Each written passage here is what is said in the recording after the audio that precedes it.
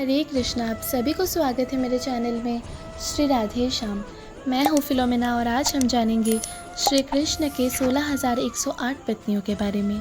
जी हाँ दोस्तों, उनका 16,108 पत्नियाँ थीं, जिसकी वजह से इस मॉडर्न ज़माने के कुछ लोग उनको कैरेक्टरलेस अर्थात चरित्रहीन होने का लांछन भी लगाते हैं। तो चलिए जानते हैं क्यों किए थे श्री कृष्ण ने 16,108 विवाह। श्री विष्णु जी धरती पर अधर्म का विनाश और धर्म का पुनर्स्थापना करने के लिए अवतरित होते रहते थे। उनके धर्म पत्नी श्री लक्ष्मी जी की भी इच्छा हुई कि वे भी धर्म कार्य में अपने स्वामी के हाथ बटाएंगे। इसीलिए वे द्वापर युग में श्री राम के सीता और त्रेता युग में श्री कृष्ण के प्रेमिका अर्थात श्री राधा जी और उनके पत्नियों के रूप में जन्म लिए। श्री कृष्ण की 8 मुख्य पत्नी थी जो लक्ष्मी जी के ही अवतार थे, जिनके नाम हैं रुक्मिणी, सत्यभामा, जाम्बवती, कालिंदी, मित्रविंदा, नग्नजिति, भद्रा और लक्ष्मणा। इन सभी को अष्टभर्या भी कहा जाता है।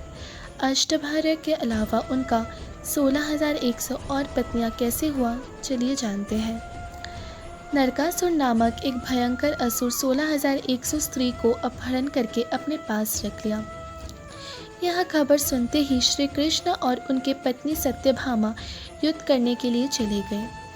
वहाँ श्री कृष्ण बहुत सारे राक्षसों के वध किए, परंतु नरकासुर को वरदान था कि वो अपने माता अर्थात धरती माँ के हाथों ही मृत्यु प्राप्त करेंगे। और सत्यभामा को भूदेवी का रूप माना गया है अर्थात धरती माता का रूप, इसीलिए सत्यभामा के हाथों नरकासुर का वध हुआ। वो 16,100 स्त्री फिर कहने लगे कि श्री कृष्ण, आपने तो हमें मुक्त कर दिया, लेकिन यह समाज हम लोग को कभी नहीं अपनाएगा।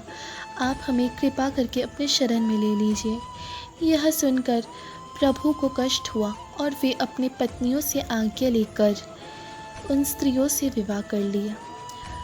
ऐसे ही हुआ उनका 16,108 पत्नियाँ।